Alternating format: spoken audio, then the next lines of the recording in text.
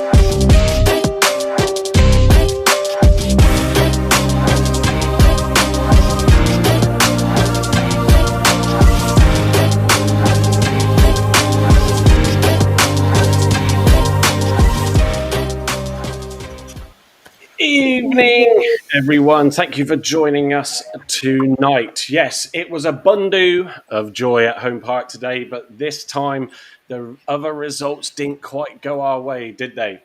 But could it really go to the final game again? Well, we've got to take each game as it comes. There's only two left, though, now. Also, we are starting to see, are we, our best lineup, and style of football under Mueslich. Again, that sort of similar 70-30 possession split. But what brilliant result today and some well-taken goals. Some players really stepping up their game now under Mueslich, which is fantastic to see. Bundu on 9 goals now and 6 assists. That was never coming under Rooney. So absolutely fantastic. So yes, hope you all had a brilliant Easter break. Thank you for joining us tonight. Obviously, we planned this in. We know it's clashing, but we appreciate those that come in and join us tonight. So please put your comments in the chat. Evening, Ninja Matt. Good to see you in tonight. And obviously, we have with us Gavin, Steve, and Emma is back for a second time. Hasn't been able to join us apart from the live lounge when we first introduced Emma, because she's been away enjoying some sun. So good to see you, Emma. Core, how did you find that today? Brilliant performance, Emma. Just a shame, as usual, the other results didn't go for us. I'm honestly just exhausted with the whole season, to be honest. I felt like almost not even nervous today. I just thought this is probably where we're going to lose again, and it's probably going to confirm that we're relegated. And then, didn't expect that. I think the first 10, 15 minutes, I could see what we were trying to do. We were quite aggressive, pressing a lot, trying to push Coventry.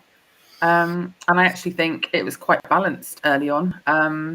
Not a lot happened, obviously, with regards to chances. We got a couple of chances. That one with Bundu where he just literally was this far off the post. Yeah. But then, obviously, the madness of about, 7 minutes before half-time? And suddenly it's 2-1. And I was just like, I don't know. It just seemed like we were really up for it. We were, as I said, aggressive. Yeah. And suddenly I was sitting up and thinking, oh my God, we could win this. And we obviously, everybody, I don't know about you guys, we all had our phones out looking at other scores, and you try not to do that, but ping, ping, ping, ping. You can't help it. Yeah, I know. And then, bloody Derby went up 2-0 up, and we were like, how? When we're winning, frustrating. But, like everyone's saying, have we left it a bit too late? Well, we might have done, but I was really proud of how they won today. It just felt like everything was working. Yeah. It's almost like we've clicked, but we've clicked a little bit too late. And this is now a team that is working really hard together. And they are doing their best with what they've got. And Miron's doing the best with what he's got. So I was really proud from that fact, but I think it's just too little, too late, and we're gonna end up relegated anyway. But I don't feel sad really. I just feel like, that's what's going to happen, and I've accepted it now. Yeah, I think Gavin, sort of coming to you for your thoughts. Thanks for that, Emma. Do you know what? Yeah, it's still probably going to be a difficult challenge, isn't it? But seeing the performance that the lads have put in and things sort of coming together, like I said in my intro, it's great to see us. If we can end the next 2 games, as we were discussing just before we came live, on that sort of style of football, it gives us hope for then, going into wherever we end up being, give or take whatever players come and go. But, we can see that Mueslich football can work. Yeah, agreed. I think there were a few people a few weeks ago that were, when we did our little live lounge about Miron's football, were thinking that maybe we should be carried off with some white coats as a collective, but clearly it's starting to click. I think the front 3 today made a big difference, having a proper target man and not a faux target man in Bundu. Not that he hasn't done anything wrong, but having someone of 6'5" who's built like a brick privy, who is just in people's faces and is just awkward to play against, because their centre halves, both of them, were nowhere near as tall or as physical, allowed Bundu and Wright Bundu and Hardy thought they did best. Midfield standing. Bearing in mind, Grimes was taken for a very lucrative sum from Swansea to go and play in the January window at Coventry. Any Swans fan will tell you that he's one of their talisman. I can't remember, apart from the corner for their goal, I can't remember him having a kick. I thought JB and Randall, again, there were a lot of people with egg on their face and some tweets that aged like milk in a heat wave today, saying, he's picked them again. We never win with these two in defensive midfield. Oh, where's Houghton? La la la la la. By half time, must have been thinking, oh, maybe go back and delete that tweet quickly. Thought midfield were outstanding, and have to say, A1 Nicholas Katic, who hasn't been in for 3 weeks? Yeah. Apart from his first 4 or 5 minutes, where I thought, oh, he looks a bit ring rusty, drops himself right back into quite a combative, very high pressure game, like he's never been away. Credit to the man, but having Pleggy and Palson on either side of him, I thought they both were absolutely outstanding. That back three was phenomenal. Yeah. And it allowed Bally to push up the pitch and do what he does best. No big errors today, which was good. And I thought when he did that, Such seemed to drop into a bit of a right back role, and they had a back four, a bit like actually when Schumacher was our manager and we had Bally racing at one side and Edwards dropping into to play right back. So the most complete performance I've seen this year under either manager. Yeah, I think so. I think the start of the game was a little bit sort of Coventry were pressing hard and trying to get that breakthrough early on, and we had to absorb a bit of pressure, and we had that chance. Like Emma said, Bundu was just brilliant.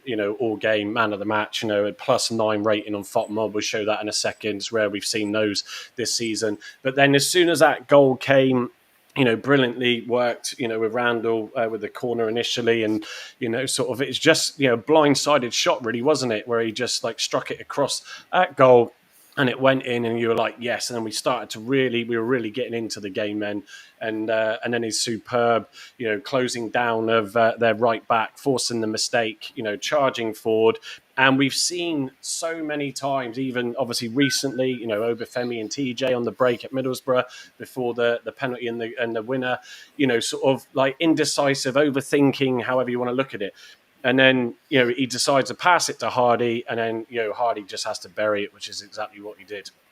And I think that, it was just such a, positive, sort of game from that point onwards. Steve, were you at the game today? No, I wasn't at the game today because I've been away this weekend. Yeah, of course you have, yeah. But you still, you managed to watch it though, didn't you? Yeah. Yeah, so what was your thoughts from seeing it on TV?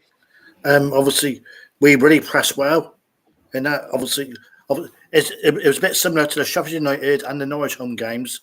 We sort of up in the first 15 minutes and we gradually got into the game. Yeah. And in pressing forward, I thought the defence was phenomenal. Going down the wing, obviously, Barley down the left-hand side, and you got Seuss with his long throws, and those throws were causing all sorts of problems as well. And the clinical finishing of Hardy and Bundu. Yeah, no, it's, I think, just switch back to me quickly. I think, for me, just read out some of these comments, actually, because a few of it sort of say them. Martin, good evening, Martin. Good to see you again. According to BBC stats, Coventry played more long balls than us today, which is just mad to think, isn't it? Graham, good evening, Graham. Yeah, we need a bigger miracle than we did last week now.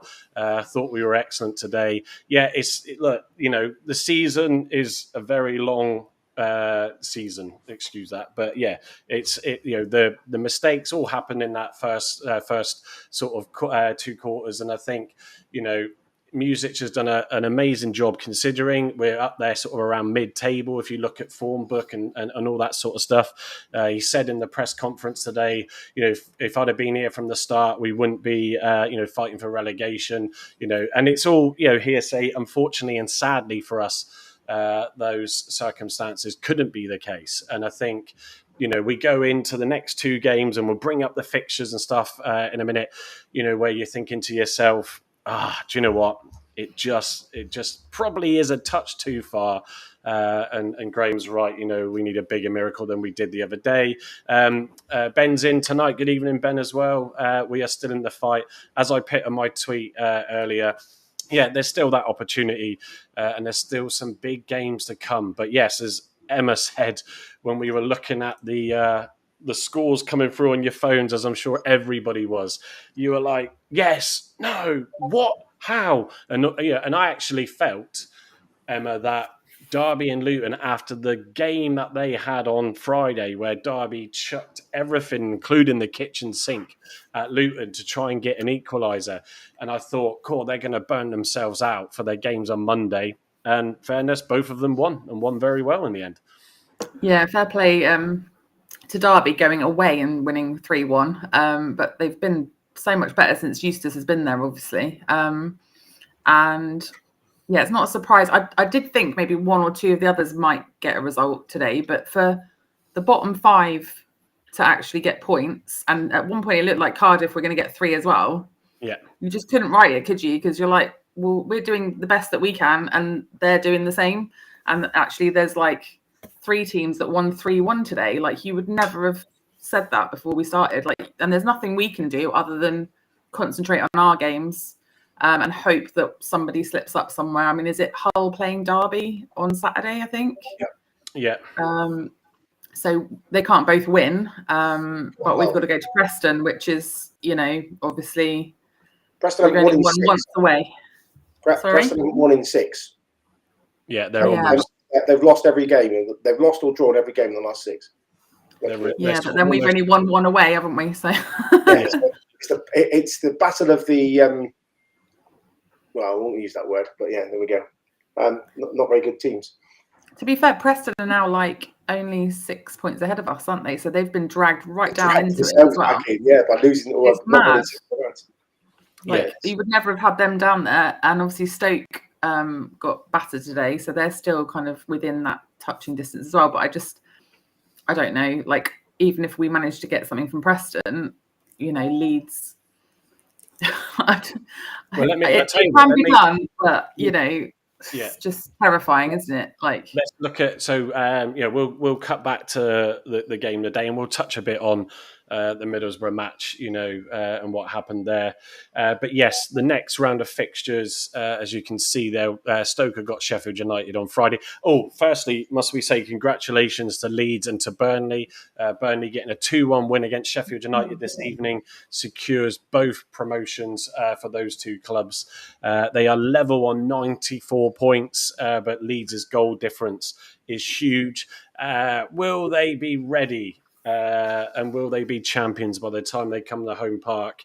Hope so to one degree, certainly if we're still in that fight. But yes, we've got Stoke and Sheffield United then on the Friday, followed by the early kickoffs. And how massive could this be as a motivator or a little bit of a disheartener? But Luton play Coventry, kickoff at 12:30. I'm sure Coventry, after Middlesbrough's defeat in the end today, keeps them in 6th position in the playoffs in the last spot. West Brom losing as well. And obviously, if you haven't seen, Tony Mowbray has been sacked as the manager there after just 3 months in charge. Crazy, but they're obviously taking a massive gamble, and I hope that will turn their fortunes around with just 2 games to go. And then the other 12:30 kickoff is QPR versus Burnley. So that could be an interesting one because Leeds don't play until Monday night. So it's going to be touch and go. If Leeds could then see the result, that favours them to win the title on the Monday. What else have we got there? We got Blackburn versus Watford, not of interest to us, but this one is Cardiff versus West Brom. As I just said, Tony Mowbray sacked. Gavin, I mean, I sort of understand it because their run of form hasn't been great recently, but it just goes to show, doesn't it, how up and down clubs are with managers. I don't know why they've done it now. But why not wait 2 games and have a proper dissection of his time over the last 3 months at the end of the season? Bring him in, bring the assistant in, go through the stats, go through the performances, go through the player stats and say, sorry, Tony, you're a lovely man, but you're not for us. Why do it now? I don't think they got anything to play for. Are they still within a playoff hope? Yeah, they are. Yeah. Okay, so that's what 6 points behind. They're not making 6 points up in 2 games. Let's be candid. No, Yeah. so it's West Brom there you go. Look, 66, and they're on. They're not doing that, are they? With 2 No. games to go, that seems really strange. I You just take your medicine, don't you, as a board, and say, "Let's see what planning has for next year." Sacking him after 3 months seems ludicrous. Yeah, I thought they still had a chance. Actually, mathematically, a goal difference. But Yeah, it's everyone else around us to lose. So just a strange, real strange. But we've had some. This championship, the owners are they've got the concentration and the attention span of a gnat, haven't they? But the young one this week gone, and I'd love to see that wage bill on managers. If you look at Watford and Stoke and West Brom now and Hull, they've been changed, and Cardiff, they've been changing them like the clappers. Well, as we said before, it just makes a mockery, doesn't it, of the of football at times. When Tony Mowbray came in with an experienced team. Obviously, there was a few fans that wanted him linked up to us. But that with his backroom staff, that wouldn't have come cheap either. So, he got his backroom staff straight in, ready to go, and has been unable to turn it round. Carl joins us from Poland. He's not on the show tonight because he is away on holiday too. Andy, I forgot, does have commitments on a Monday night, so that's why he's not with us. But yes, so evening, Carl. Hope looks like from your photos you keep sending us, you're having a good time over there. Pilgrim PT, evening, mate. Good to see you in. West Brom fall to pieces the moment they sold Palmer to Ipswich. Serves Mowbray right for leaving his best players on the bench. Yet fair enough. He also, as we're talking about the fixtures at the second, said, "What result do we want Saturday if Coventry beat Luton, with Hull versus Derby home to Stoke, and Hull away to Portsmouth?" Yeah, you'd look at it and say on the last game of the season, it's not necessarily in our favour, but stranger things have happened in football, and take last season and the last game as an example of that. Hull versus Derby, Steve, a win for either of those two teams pretty much secures them that sort of place, certainly for Hull, doesn't it? I think looking at the points, I think we would want Hull to win that one, wouldn't we? Well, you would, to keep Derby in that touching distance. Yeah, I think Derby who's Derby got last game? I think is it Stoke? Yeah. Is it Stoke? So if I just flip to the final, Derby plays Stoke. 12:30 kick, or they're all 12:30s. Yeah. So it makes it Stoke getting thrashed by Leeds today, 6-0. I think it was 5-0 at half time. So ended 6-0. So I think it's we have to go to Preston and win. A draw's no good. No, it's not. No, we do want Hull to win that one. You then got Middlesbrough versus Norwich, Millwall versus Swansea City, Oxford versus Sunderland. Then obviously Preston versus ourselves. Sheffield Wednesday versus Portsmouth. So, and I have to say, shout out, we've said this a couple of times, to Portsmouth and Oxford, with fantastic turnarounds, when Portsmouth were almost, and a shout out to Jamie from TikTok, who used to join us in our TikTok lives, sort of dead and buried, and writing off their season. And they've managed to pull it off. So fair play to them. A few more in the comments. Carl's just saying, obviously, Luton or Derby only need one more win to relegate us. I think if Luton win, though, does that, with Derby where they are, there's still a chance. So if Luton, is that right? Get that early kick-off and win? Oh, I don't know. We'll have a look in a second. And Carl's also saying, I'm more worried about the final day fixtures, not next week. We need 6 points. Not really, don't we? The last day's a lottery, isn't it? We saw that last year. Yeah. Who cares? I've said all along, if we go down swinging and we take some big teams with us and we're playing good football and we're playing winning football, who cares? Because the momentum into next year, either way, is going to be really positive with a good pre-season from Miron and some better recruitment and clearing out the closet a little bit and making a bit of a spring clean. I'm happy either way. I think that team today, if you drop that into League One, would pummel most sides playing like that. It'd have more of the ball than 27%, but it would pummel most sides. The firepower up top is amazing. Tajani, we've got an option to buy. which I think is about 600k, which seems ludicrous considering how the player he is. If you'd said that 3 months ago, you'd have said it's probably 600,000 too much. But no one had seen him play, had they, at that point? Hardy's here next year for definite, unless we get a crazy offer for him in the summer. The only real conversation really to be had is Bundu, and I'm sure his agent, I think we discussed going on, Mike, his agent's probably saying to Moose, there's probably a contract on the table. Let's just not be too hasty. Let's see what comes in June, and we'll sign just before pre-season if we need to. I'd say the same if I was him too, because he's playing out of his skin, isn't he? Yeah, he definitely. I mean, well, I'll come on to the stats in a second of the game of the day, but yeah, he got I think it was a 9.2 or something on FOTMob rating. Carl's saying, if we stay up, I'll donate my signed Rooney shirt for charity. Clearly, the bin men haven't even taken that yet from him. So that poor bloody charity that's going to get 15 pence and an half-eaten Mars bar is going to be thanking you, Carl. Cheers, mate. Yeah.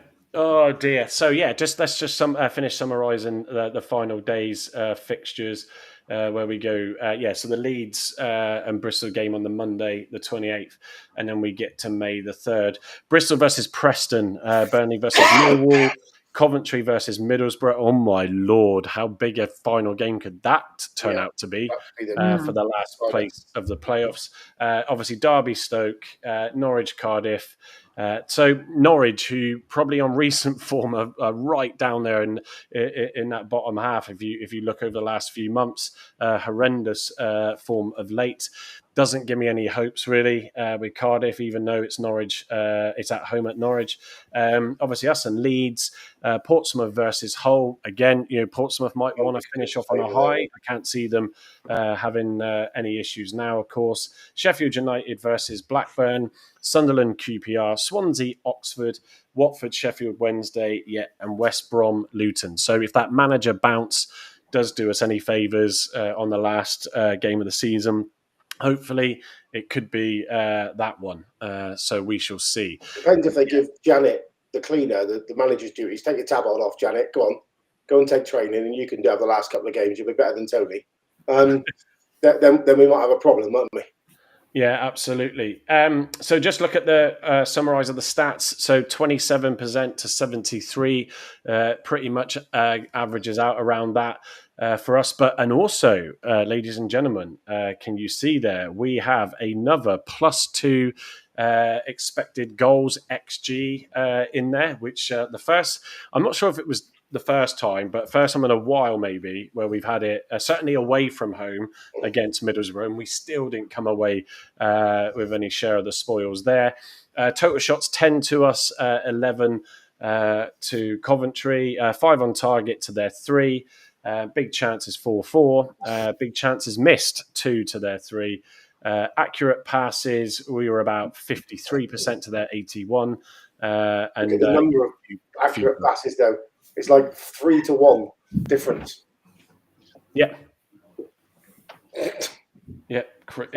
It just we wouldn't be seeing these sort of stats, would we?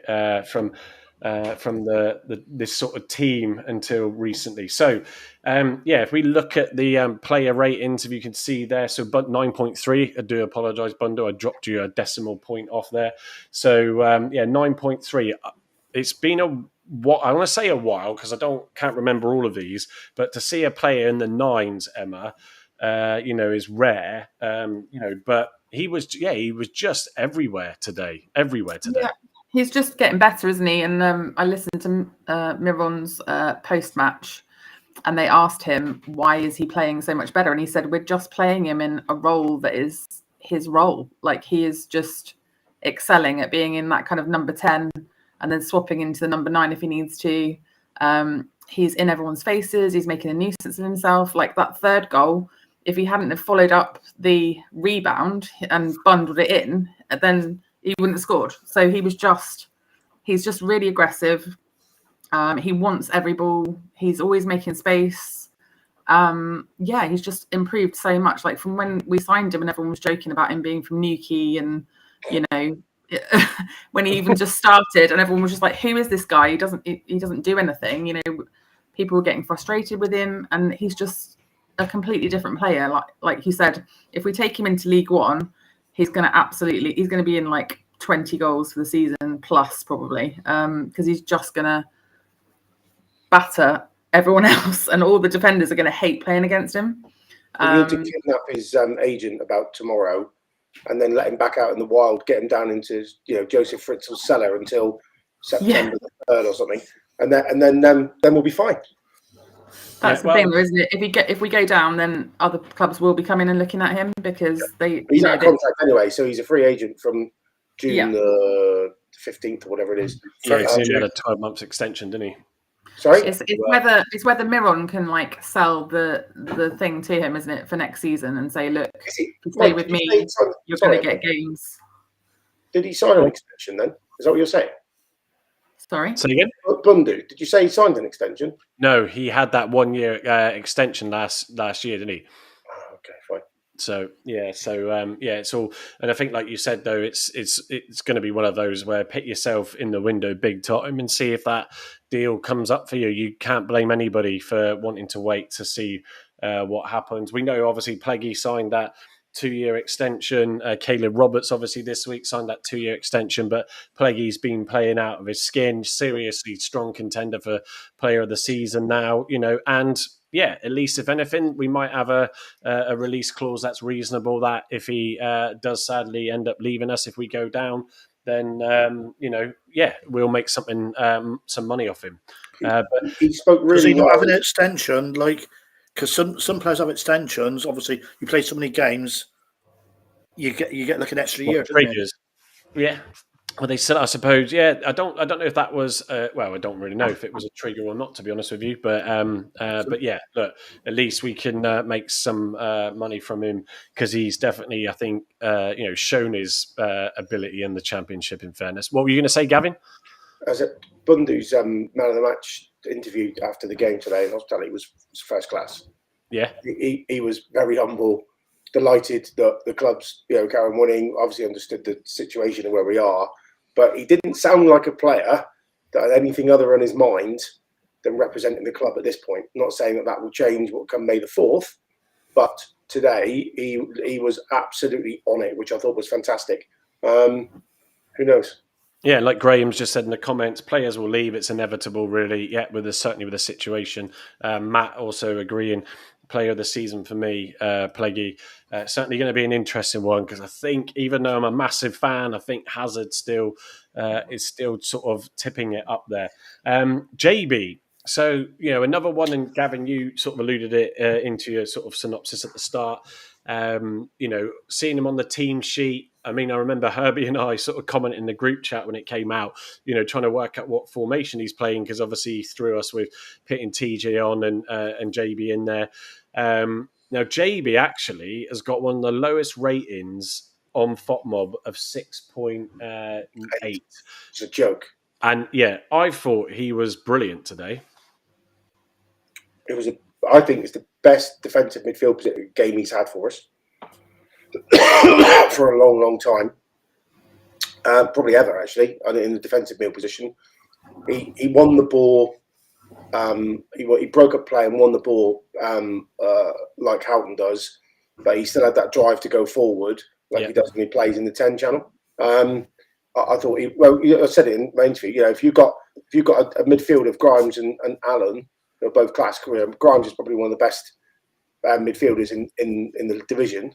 Certainly ball playing midfielders, sort of from that defensive. I thought they were absolutely outstanding, both of them. And JB today, if he played like that all year, there would not be the naysayers and the doubters that there are to sort of put him down every week. But Miron, I thought, hit the nail on the head in his interview.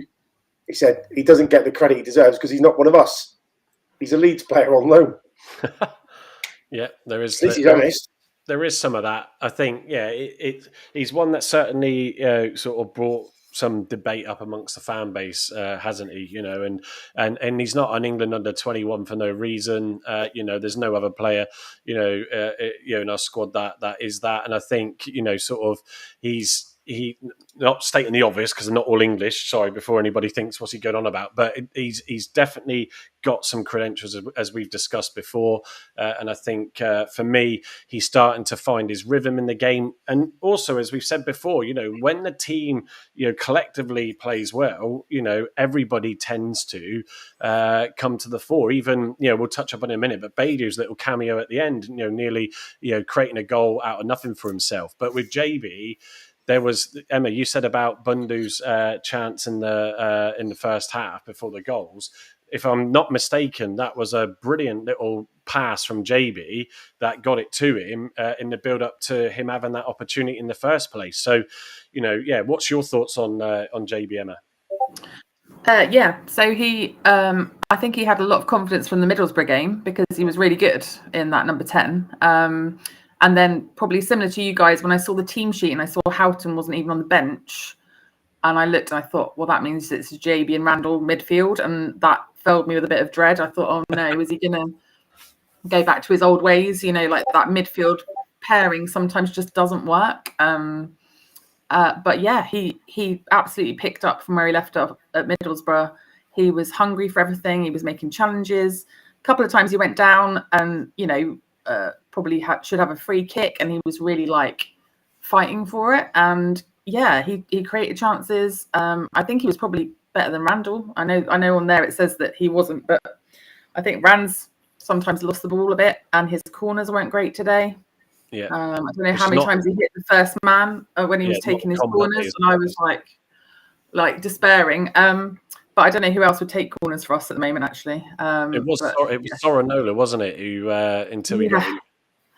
And obviously, if it's a free kick situation, I'd put Bundu on that now. But JB, I was happy with him. I think he got a big round of applause, didn't he? When he went off, and he was just all over the place. But it's a shame that he's now peaking with 3 games to go. Where was this guy before? But Miron's only had a few months. He's continued to play him even when we've been critical of him, and I think he sees something in him and he's really pushed him. And then when he gave him the number 10 role against Middlesbrough, which is where he played last season against Middlesbrough, and he did really well there as well. Now he's got this confidence and he brought it into today, and he was great. I couldn't have faulted any of them really. They all did their jobs. Bundu was amazing. TJ, was great. He's so big, and he was knackered at the end. You could see he was blowing. Yeah, I'll come on and he needed to come off. Yeah, I'll come on to TJ in a minute because I think there's an interesting one with him starting the day. But I can't not go to Steve for the stat of where sort of the dreaded. When was the last time with Randall and JB starting? Steve, did we win before today? Blackburn at home in October. Yeah, so so they start today as that dreaded hoodoo of, oh my lord, like Emma just said, and then we've broken that now. But I think with the sort of having a bit more freedom, if that's the right word, I'm not a tactician. The pressure's off as well. Say again? The pressure's off. I don't know. Still had to go out there and make sure we won it. Looking at the comments as well, just Voodoo, evening Voodoo, good to see you in. I don't think we'll be able to hold on to Bundu or Hardy, unfortunately. That could potentially be the reason why we're not hearing anything there. Pilgrim Petey corrected me. Thank you. On the Bundu only signed a 2-year contract, no extension or clause for an extra year. Be gutted if we lose another player on a free contract. Just be so Argyle, wouldn't it? Marcus, evening Marcus, good to see you in. Didn't Miron have a dig by saying we would be safe by 5 games if he came in the summer? Yeah, sort of touched upon that in my intro, Marcus. But, such is hindsight. Hey, it's a wonderful thing. PE as well, saying about JB. JB was much more disciplined today with his positioning. Didn't just run around like a headless chicken all over the pitch like he has in other games. There's parts of that. Marcus also saying Azaz, touching on the point Gavin brought up, or Emma, sorry, he's not one of our own, but Azaz saying, Marcus saying Azaz had all the love and he wasn't one of our own.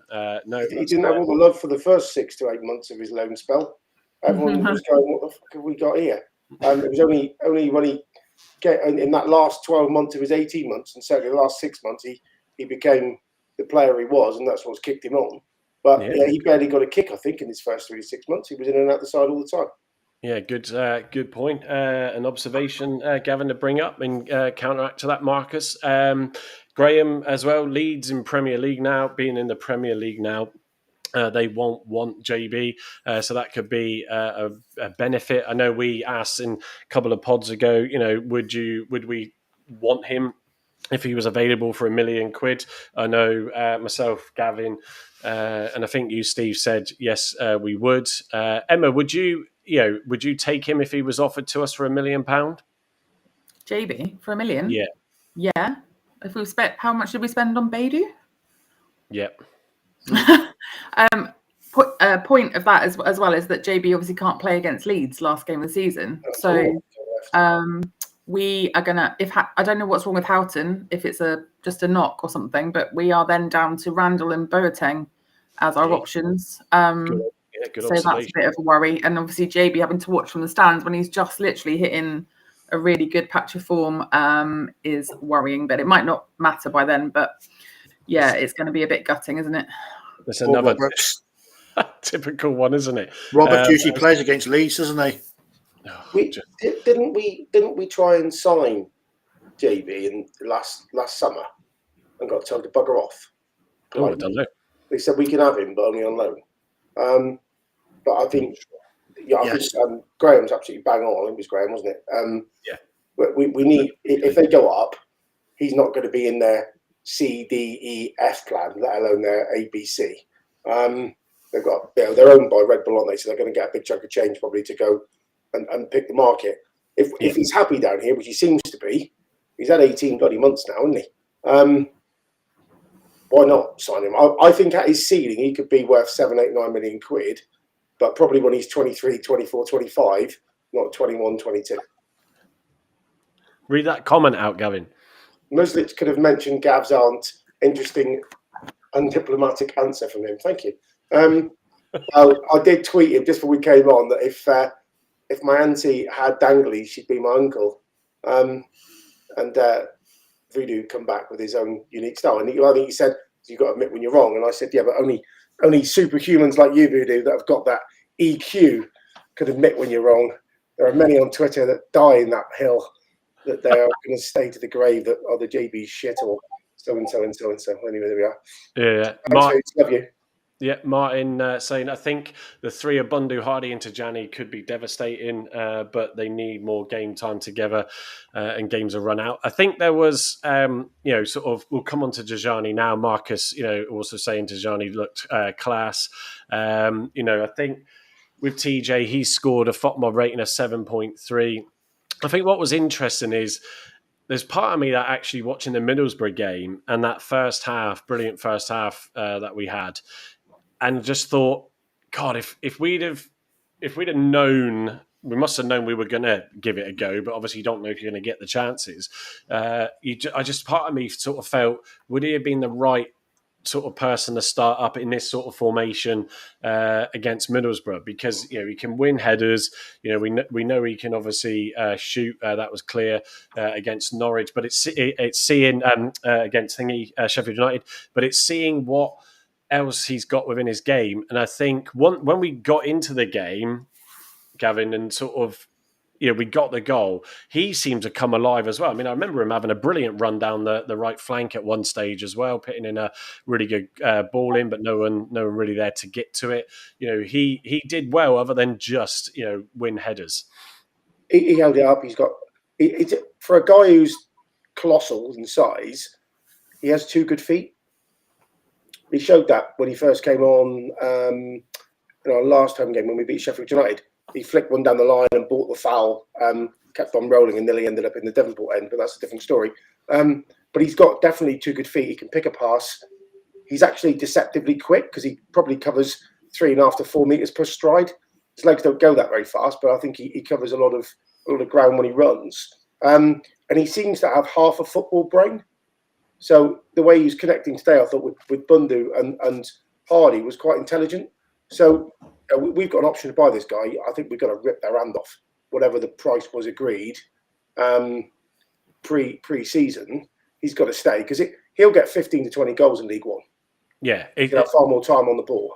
and putting it into context, this is his first start all season. Second. Second. Right. Yeah. What was his first start? Sheffield Wednesday away. Oh, the actual first game. Yeah. So when you consider then, it's gone full circle. Yeah, when you consider that, he's from that severe injury, he's managed to get some minutes to get back going, scored, the winner against Sheffield United, sort of confidence really high, and wasn't really able to do much, to be fair, in the second half against Middlesbrough. We were under the cosh by them for most of that second half, but yeah, come out today and started really well, and I think. He made a bit of a bit of a tint towards signing. I think Chris Harrington or one of the guys, I think when the Radio Devon guy asked him, we've got an option to buy. If we stay up, are you happy to move to a perm? And he said yes. And they said, very much what about if we go down? And he didn't say no. He just went, well, I'm happy to talk to the club about any permanent move. So I think if we can get him, if we lost Bundu, which is likely, then I think if you up front three included Beidou, now I'm going to get absolute pelters off everybody. But I think if that front three was Beidou and TJ and Hardy, I still think we'd rip up League One. Yeah, Voodoo's saying TJ is very raw and needs a very good coach to improve.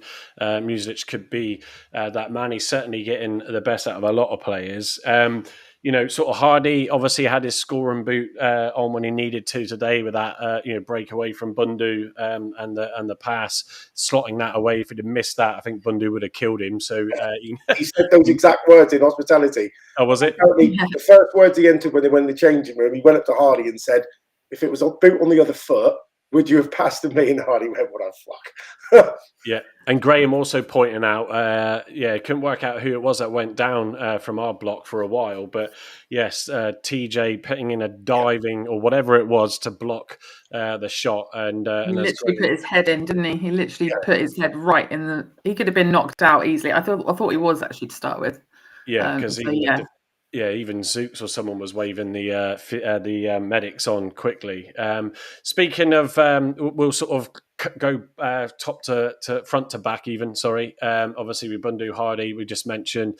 Mumba, had a good game. I did criticise him because he has, sadly, and to be fair, he would have been up there for, right up there for player of the season. Obviously, he missed a few games and had to fight his way back in. But, he's got a 7 in the rating today. He had a really good game, I felt. But, yeah, he does have those mistakes in his locker, though, doesn't he?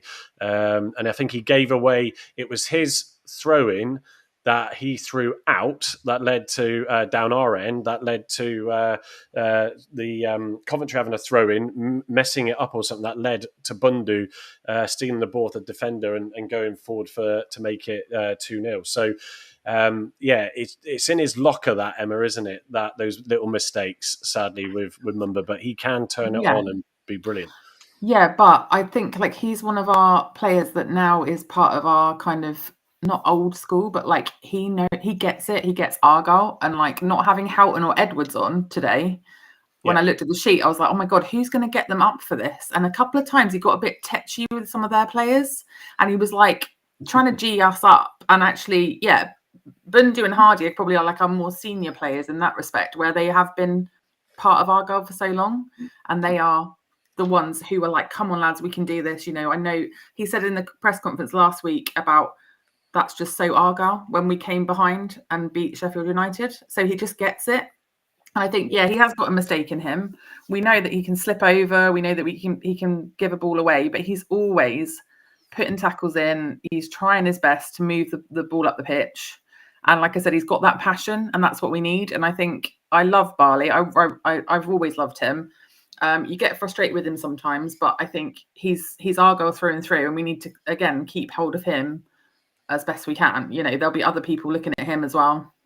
Yeah, I think, Steve, with Barley, in the games where we're not doing well, take the Middlesbrough one, sometimes it may be that he just tries to overdo it, trying to sort of make something happen. He does. and then getting caught with it. It's like in that Middlesbrough game when we obviously for that penalty incident. All you got to do is just play the simple pass, and he tries to play his way out of things where he should just play a simple ball. Yeah, I think it was one of those moments for him where it's not. Yeah, I mean, for me it was very frustrating because he tried to a little like sort of almost like a back heel, and then that's when he got caught out on the ball. But obviously that wasn't the only reason why we lost that game. But also on Friday, yeah, about 20 seconds earlier there was that chance. We had that chance, didn't we? Yeah, Obafemi and TJ. Yeah. So again, that the was wrong option. It was a bit like when Baidu had out on the Watford game. Straight to TJ. He was dilly and dally on the ball, lost the ball. Yeah, and I think sort of Gavin and I were talking as well, sort of after that game, and even Hardy left his scoring boots at home that game. But yeah, look, Bally has been instrumental this season, overall. So you can't Bally in League One. Yeah, that's where we end up. Statistically or probability wise, we're probably going to be there, right? Without getting naysayers.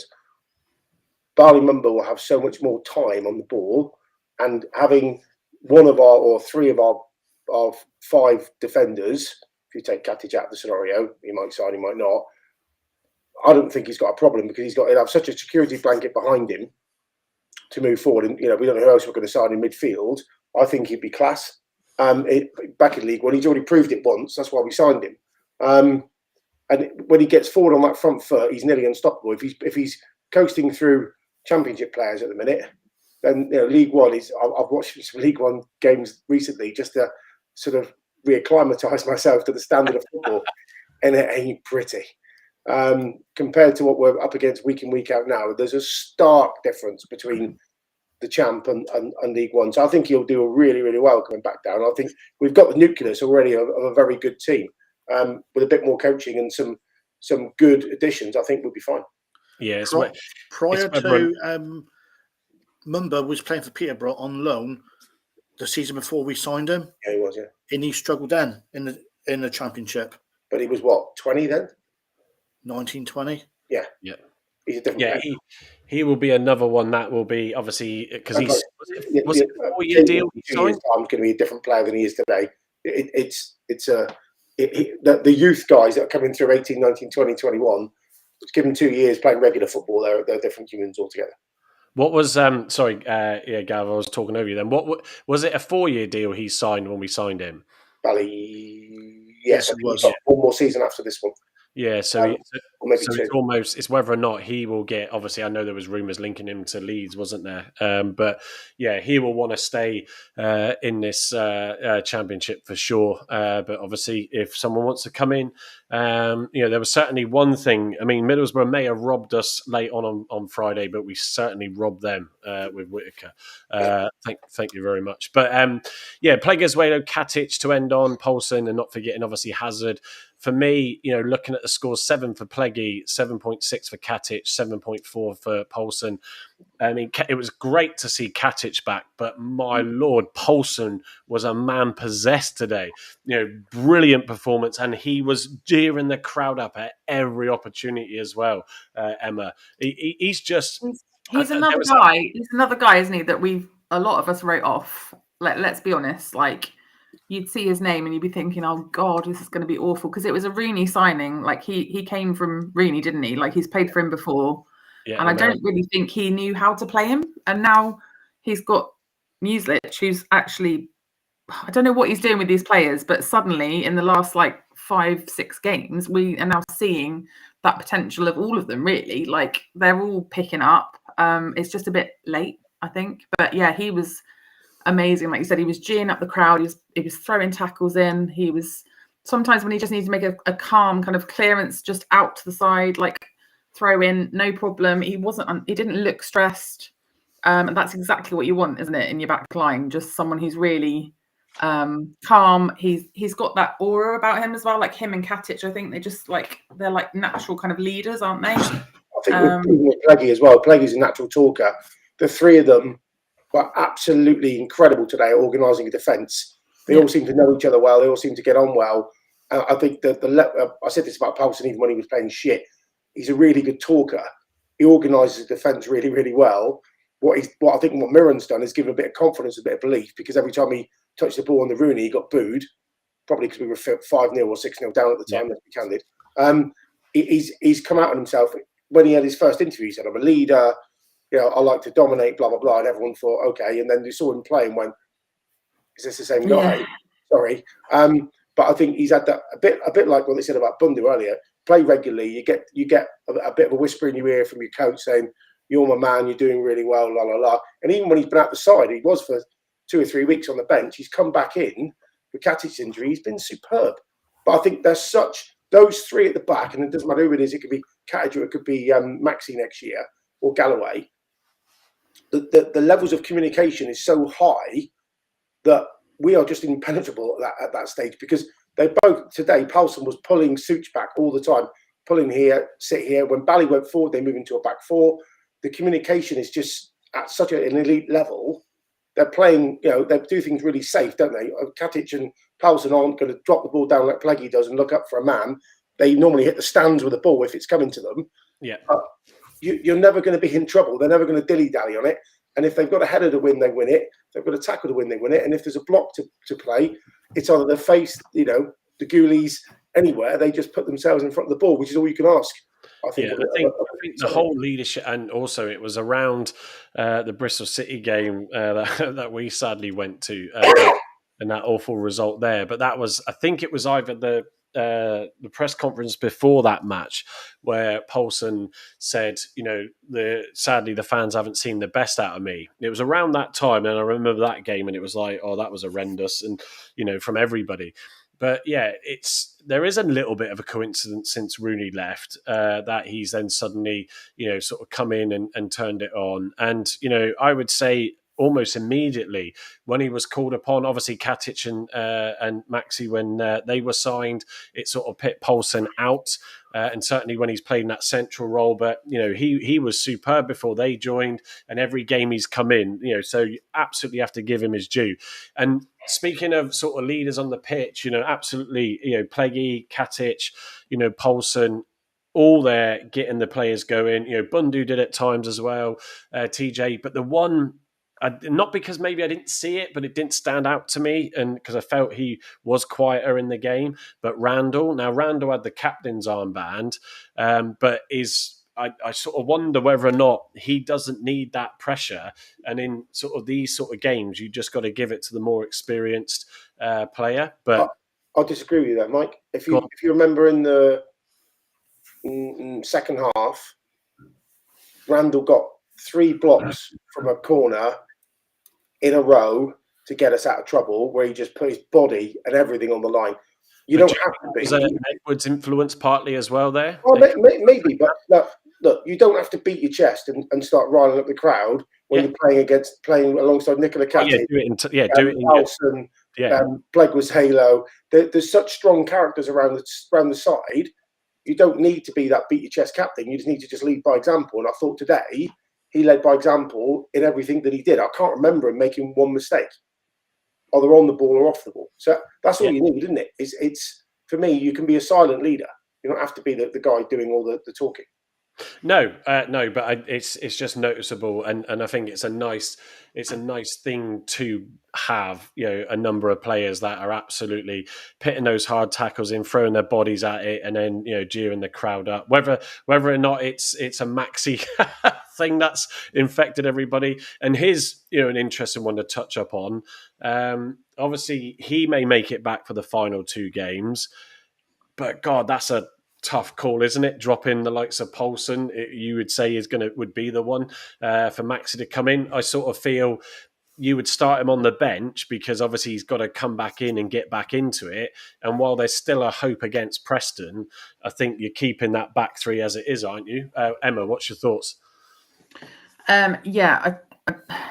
We obviously don't know how bad Maxi's injury was. Like, he did that weird little video a couple of weeks ago, didn't he? Or a few days ago, where it was like, "Oh, I'm nearly ready to be back. Like, I'm really happy to be." Yeah, and it's like, why are we doing that? Because that's now got that pressure of like he's going to come back, and he's like our savior. When actually, like you said, our back line is doing really well. I don't want him to come back if he's not ready. He's our player, so we don't want him to come back, injure himself further, and be out for the whole summer, rehabbing or something. So, I think from Miron's point of view, he looks at each game and he literally does look at who the best person is against that other team. He talks a lot about the other team's tactics, possession and how they set up. And I really think he just looks at us and goes, okay, who's going to be the best for that situation? So if Maxi is fit and he's able to start the game and he's the right person to play, then he will put him in. But if he's not going to use him. And I think that's really good. And the fact that we've got the confidence in everybody else in that back line, that they can all swap back in, and actually they'll all do a job, won't they? But like, there's no real weak link there, like you said. Like today, and Such, when he's come back in, he's just been really good. Yeah, he's been solid. And then we've got obviously Joe should be back as well. But having started him against Middlesbrough, I thought he looked quite tired and leggy at the end. And then obviously he's had that that penalty situation. He was very wound up, and I don't know whether he can do a full game. I don't know, and I don't want to put Maxi in there either for a full game if he's not fit enough. So yeah. So here's a question, Emma. So I did say in our chat, obviously we did our live lounge on Thursday. So we obviously haven't done a post Middlesbrough, but we're touching upon it throughout this, and we won't dwell on it too much. But for me, Edwards didn't have a great game, and it was almost like Mujlic said after the Sheffield United game that he was going to start him, and almost because of the reaction that he had from him, and the fans, that he would have been crucified, I think, if he hadn't started him, and we'd have still gone on to lose. And you didn't play Edwards, and that's why. And I, sort of said to Gavin privately, I just didn't think, he was great. He was okay, but he just wasn't, that impact, that he had in that game against Sheffield United, because the circumstances were different. And I just felt he was a little bit. It was him and TJ. It was him and TJ, wasn't it? So they came on, they changed the game, and we won. And then people were livid against Middlesbrough that TJ wasn't starting. Yeah. And I was like, well, actually, I can see what Music is trying to do. He's going to bring him on again as an impact, because that's how he worked really well. Then he started him today. And again, TJ was really tired by the end. He was, he was almost like begging to come off, because he hasn't done a full 90 minutes. And he had a really bad injury. So you've got to manage your players as well. Like, yes, you want them to make an impact, but you don't want them so exhausted that you're having to make subs because of injuries, because they're tired. I think actually having Joe off for this kind of forced suspension, and it's not that we didn't miss him, but actually look at the performance we put in without having Joe Edwards on the pitch, without having Houghton, who you would say is one of our solid kind of midfield, like very calm, very reliable. He wasn't on the pitch either. So we've got other options. So I don't think we have to. I know he felt pressure to put Joe on and start him against Middlesbrough. Like you said, he kind of almost promised that was going to happen. But if he doesn't start him next match, I wouldn't be upset about that, because I think he's just got to choose the best players that we've got now for those last two games. And yes, bring him on for 20 minutes at the end if you think it's going to make a change. But if he's not fit enough, or there's a problem like Maxi, if there's an injury, don't push it. Like, we've got a good squad. We've got a good squad of players. So, question then for that game against Preston. Preston, sort of not really going to get dragged into it in any way. Nothing to really play for. The lineup today, is that what you start with against Preston? I don't know. It depends how TJ recovers. I think he's, he did 80 minutes or something. Got a good week, so Tuesday game, Wednesday game. I don't know. Pleggy looked like he picked up a bit of a knock as well at one point. Like you get these things, don't you? I didn't realise Houghton was injured and he was not on the bench. I don't know what's wrong. I don't know what's wrong with Houghton. Like, he's not on the bench, so we won't find out that out probably until a few days' time. So sometimes there are injuries that we don't know about. I mean, on the Edwards front, everyone was desperate to come back in, because we had no Maxi, we had no Katic. We were devoid of leadership. When he came on, he clearly was the leader, and we needed it. But we've got leaders back in the side now. I think, I mean, you're spot on. You play the best 11 players to beat that opposition. I've watched Preston 3 or 4 times this year just because Gibbo's up there and I wanted to see how well he was doing after he left us. He scored today. Did he? Yeah. They're quite a direct team. They're a bit Luton-y. They love long throws. They love long balls. They love bombarding your box. So you've got to pick a side, I think, with a bit of height. So maybe it is Katic at right back again. Such at right back again because he's 6'4", 6'3". Who knows? I'm not sure, but who are we to judge on Mirren's selections after today when everyone's going bloody hell, not JB and blah blah. I think he's going to have to go for it. He's got to go for it, hasn't he? Like we've got to win. So he's got to go for it. He's got to put our best on. So if Edwards maybe is on the bench and he comes on for the last half hour, maybe that's what we need. I don't know. Like I'm not the manager. Adam has probably already locked himself in his little magical cage, and he's performing a game plan for Preston already as we speak. Whilst our dear leader is probably having some nachos and a Fanta orange. I don't know. But they'll certainly put together, I think, the best playing 11 and the best bench to start and complete that game. And I think now all the fan base need to be hand in the air and say, I think the guy might know what he's doing. Yeah. A certain. I think if I'm right, PE, it was you that shared the post. I was talking to Gavin about it earlier. Bradders, bless him, on X.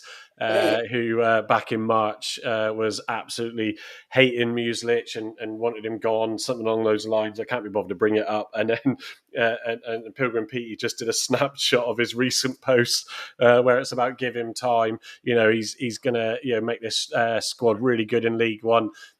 That is just sort of typical of a lot of the fan base at times, isn't it? It's very emotional, not thinking, just reacting at the moment, rather than sort of assessing the situation.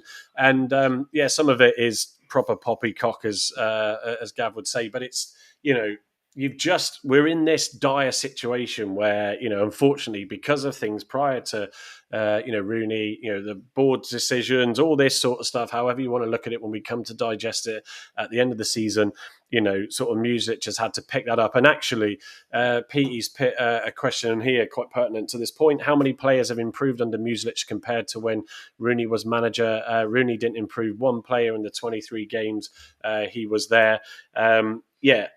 I think there's not, apart from Al Hajj being massively out of favour, so, and Beidou just, it's not here nor there in the minutes he's played. I think there isn't one player at all, Steve, is there, that hasn't improved under They've all improved, especially the fringe players under Rooney.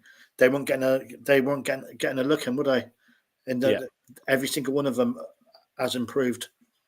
Yeah, I suppose, actually, one that pops into my head, and I am a supporter of him, and he's not everybody's cup of tea, because I think his last goal was that against Middlesbrough 12 months ago, but it's Callum Wright. He can put some brilliant balls in, can make some good runs. He just isn't finding that finishing touch, is he? So he's probably one 2 years ago. It's 2 years ago he hadn't scored for Argyle. Oh, was it 2? Wow. Yeah, wow. 64 games, 65 games now of League and Cup games he hasn't scored.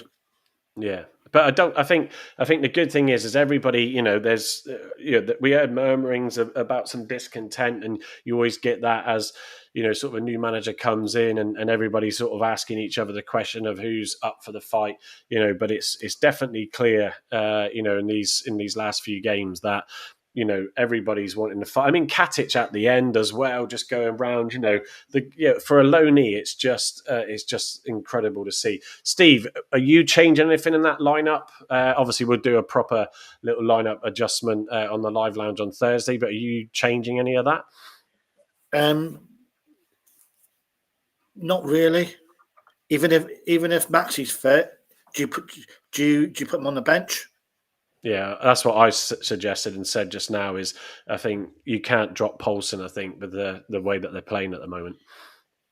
I think Maxi and Edwards on the bench, and then you've got those options, haven't you, to come on? Yeah, Graham was just saying, will Joe be available if we need him? Yes, he will. One thing is, playing Preston will be similar to playing Derby. Right, okay. Well, there's just nothing. There's nothing They'll in be it. very physical. Be direct. Be like Luton. They'll be very, very direct. Yeah. And they won't want the ball either. No, it's going to be one of those games where we're going to want the ball for 30%. They're going to want the ball for 40%. 30%, they might just kick it in the fucking stand. And be done with it. It will be a very different game compared to Norwich and Cov today and Sheffield United, where they want the ball. They like to spray it around the back three and then try and pick pockets and you go through the midfield.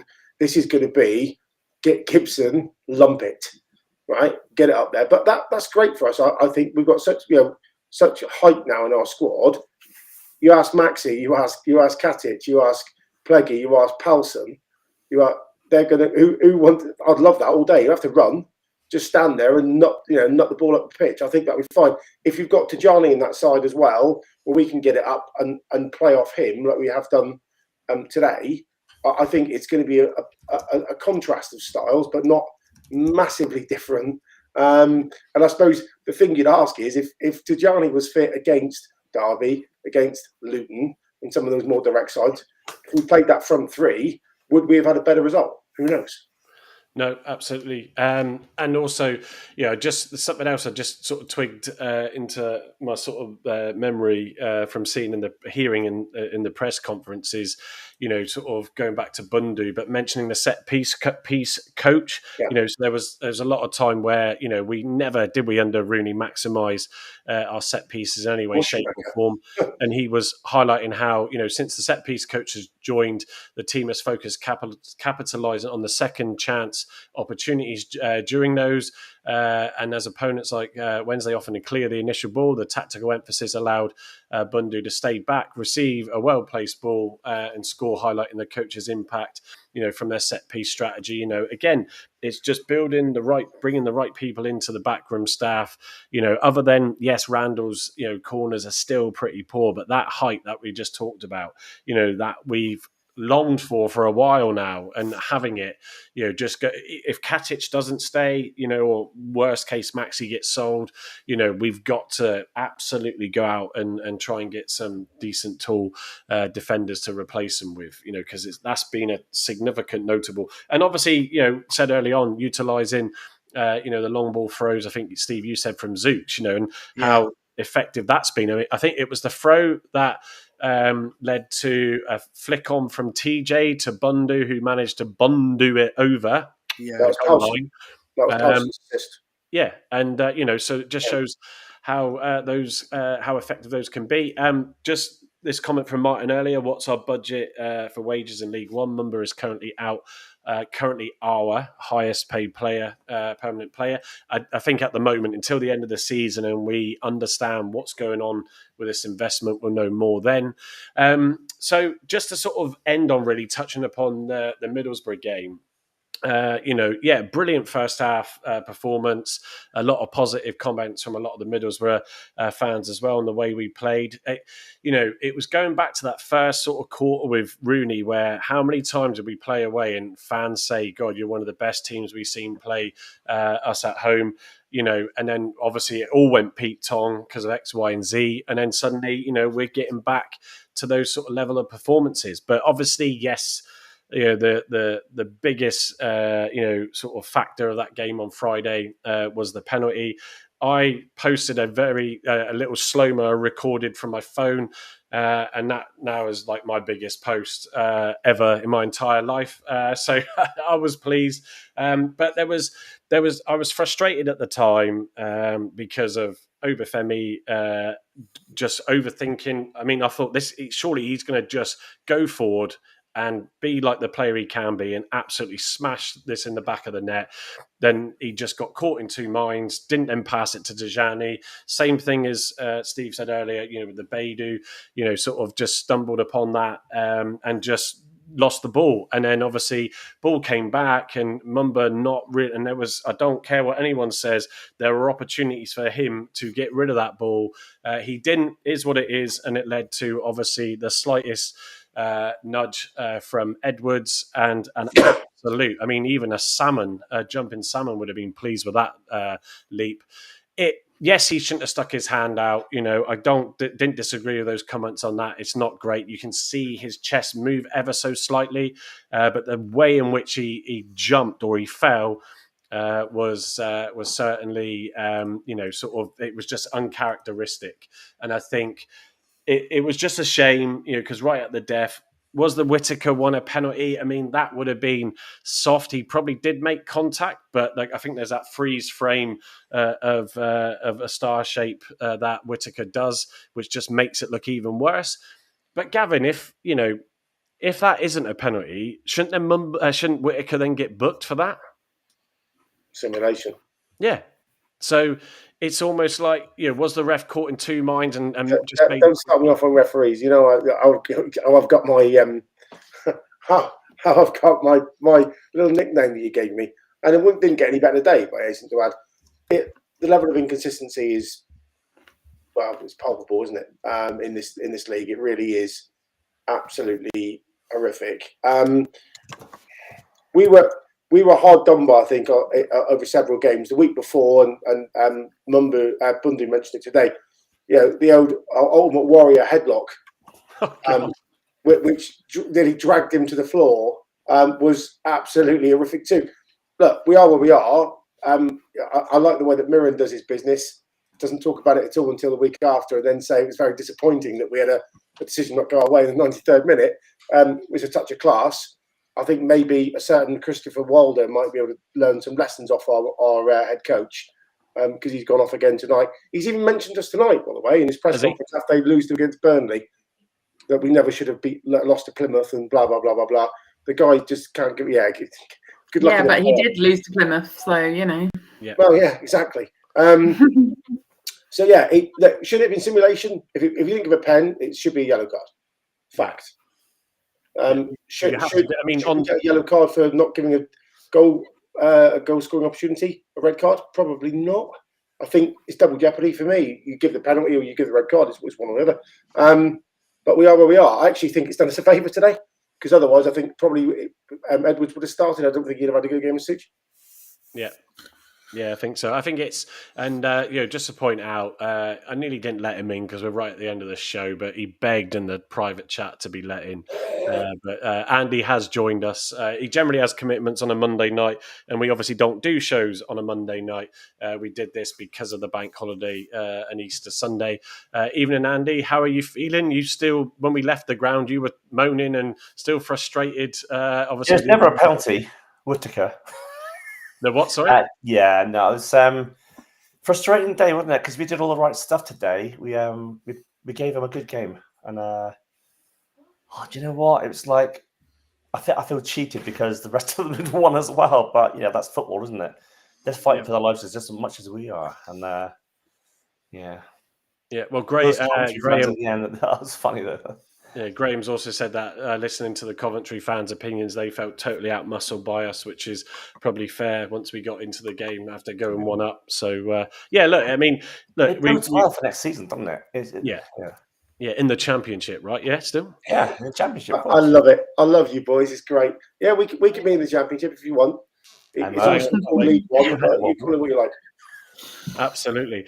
So I think, look, Middlesbrough's done now. There's not much we can change on it. Listening to sort of all the views, and there was I read most of the comments on that. I had a good bit of banter with some of them back, on that post that I made. But it's, yes, if it was us, we'd be going, absolutely shoved him. This is what. If Hardy had fallen over there and got a pen and we won 2-1, everyone go tactical genius. Oh, great bit of dark arts there, Ryan. You're our hero. Yeah, and I think it's one of those though that just sort of the amount of mixed and divided opinions on even from other fans coming in, just sort of on, was it a pen? Yes, was it not a pen? And actually, one person early on in the post thread, pointed out the fact that the touch was outside the box to start with. So effectively should have been a free kick, but sort of Conway went for it. He felt it. He did an uncharacteristic leap to fall over. If he'd have actually just flopped forward, it wouldn't have been as bad. Obviously, then he scores. The last time I saw something like that, Mike, was I was in Tavistock, right, and the salmon were actually leaping up the weir. It was amazing. I did do the salmon joke just before. Oh, did you? All right. You were sorry, late. I wasn't here. No, but I think it's and look, they lost today to Wednesday after I think they went a goal. They up missed and a penalty. Yeah. Oh, was it? Oh, Yeah. sure, Good. So, Conway. To be honest, though, Mike, if you're going to go what ifs, the one that still sticks in my head, which would have done Steve out of a stat, is Callum Wright's goal away at Luton. Yeah, that should count. He's a yard and a half onside. I know. That's cost us 2 points, which today would be the massive difference going into the weekend. We're on Saturday. We're in pole here. We only need a draw. Yeah, we're going to go to Preston. Has anyone not told you we're going to go to Preston and win, and then we're going to beat Leeds because Leeds will be on the beach. Yeah, exactly that. Although it's still out of our hands, but exactly. Even on Sky Sports today, they had ref watch on there. They even said it wasn't a penalty. Which one? Yeah. On the one against Middlesbrough game. What was the reason they gave Steve? I'd watch it again, but someone put it in the Argyle free chat. Right, okay, fair enough. Well, I mean, look, the one other overriding thing that came out of that thread of mine is just sort of how poor everybody agrees the officiating in the Championship has been, and not even just in the Championship, in the lower leagues as well. Someone commented on that. Obviously, the ref had started refereeing since 14 and was using that against him. But then part of me thinks, who does wake up and go, I want to be a ref? Why would you? Also, you have to start. A milk monitor in primary school does. Say again? A milk monitor in primary school does. Yeah, yeah, you did say that. Yeah, I did. Yeah, true as well.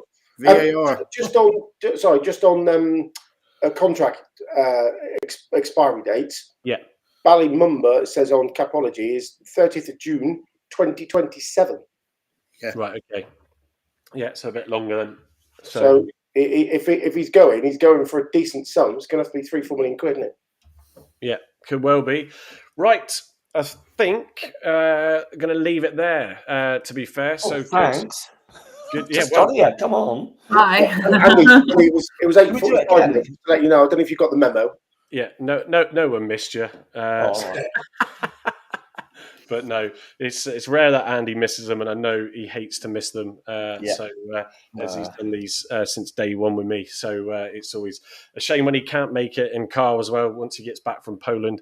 And we have a full house. But look, Emma, it's great to have you back in, and you're welcome anytime, as you know, when you're not sunning it up or working hard on duty, of course. Thank you. Gavin, good to get your thoughts as well tonight. Steve and Andy, for what it was worth. I'm here. I'm dedicated to the cause, right? Exactly. We need to change his group name to Ronnie Rosenthal because he is the absolute 87th minute super sub, isn't he? Ronnie Rosenthal. Yeah, he's brilliant. Yeah, PE just saying at the end there, Leeds won't be on the beach because they'll be going for the title. Not if it happens in the next game. That Burnley results tonight for them. We're hoping we pray that Burnley lose next weekend. Yeah, Graham saying referee costs us at Borough and Coventry away, and there's no doubt more. And also, yes, we have gained some that are probably a bit dubious as well that have helped us to. But everybody that's joined us in the comments, thank you for coming in. Do please give us a like and follow. Go and check out the YouTube channel at Block 9 Podcast, as well as our X and also our website, the Block 9. Right, what's going on with the game? Because I haven't been on a website. Hang on a second then. Oh, you weren't here because you couldn't make the live lounge, could you? No. So let me just pull up. This is the only thing that keeps me awake at night is the score on that and whether Matt's still killing it. Unless he, because as of Thursday's live lounge, Andy's son went on there and obliterated. So annoying, my son Gav, it really is. So I don't know if Matt's 10 minutes been on high since. Score. Oh. Let me just play a quick game and get them up. I have to know. Oh, those bullets just come down so quickly. Right, so there we go, Josh. 16776. So who's Matt hasn't been on there. Oh, he might have done. He's just not. It was Josh. Josh is anonymous as well because he just Ninja Matt, you've been absolutely obliterated. I wouldn't stand for that. He's laughing at you, Matt. He's laughing at you. Yeah, Ninja Matt is in your head. In your head. Oh, sleep tonight now. No, that will have to log on our own website. So thanks for that. I appreciate it. Oh dear. Right. Definitely on that note, it's time for bed. Brilliant Easter weekend. Spent it with the family up in Kettering, and the weather was good up there as well, which was nice, except for the drive back today, which doesn't matter because we were driving back.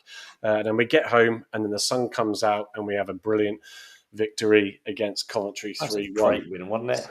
Yeah. So we're still there within a shot, but it's certainly going to be a squeaky bum time for another week until we play Preston away. Let's see what happens then. You know, the Luton 12:30 kickoff could seal it all and it'd be done and dusted by the time we even kick off. But who knows? Keep the faith. That's all we can do. Thanks everybody for joining us. Like I said, we'll be back Thursday for our live lounge at 8:45, where we'll just digest whatever again that evening. But yeah. Sort of Emma, Gavin, Steve, Andy, thanks again. And we'll see you all next time, folks.